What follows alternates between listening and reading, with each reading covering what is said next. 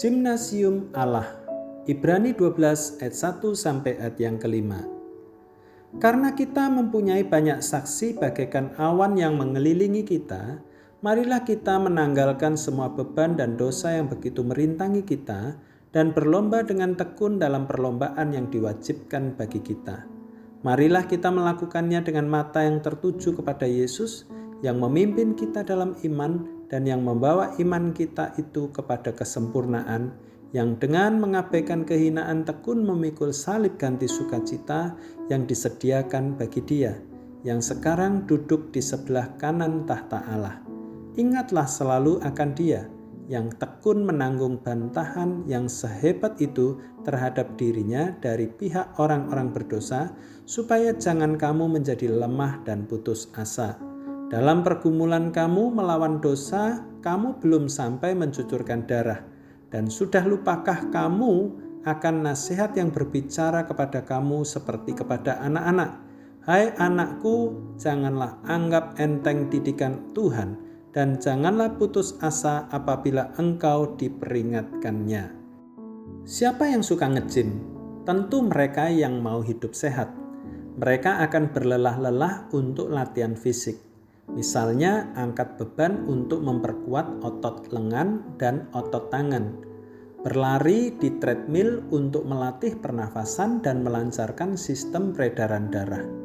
Bagaimana memperoleh hasil yang maksimal saat nge-gym? Jika kurang beban, maka kesehatan tubuh tidak maksimal. Sebaliknya, jika terlalu banyak beban, maka kita bisa mati. Jadi saat nge-gym, kita membutuhkan pelatih. Pelatih yang baik tidak akan membuat tubuh kita terlalu lelah, tapi juga tidak berlatih terlalu sedikit.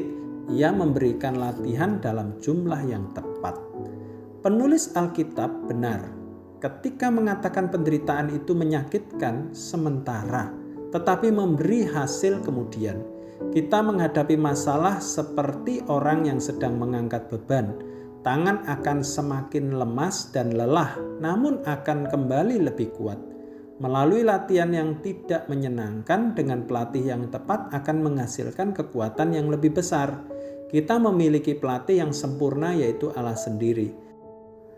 Firman Tuhan mengatakan, pencobaan-pencobaan yang kamu alami adalah pencobaan-pencobaan biasa yang tidak melebihi kekuatan manusia. Sebab Allah setia dan karena itu Ia tidak akan membiarkan kamu dicobai melampaui kekuatanmu. 1 Korintus 10 ayat yang ke-13. Allah membimbing kita dalam menjalani kehidupan ini. Kita harus terus maju dan berani menghadapi didikan Allah. Ibrani 12 ayat yang kelima.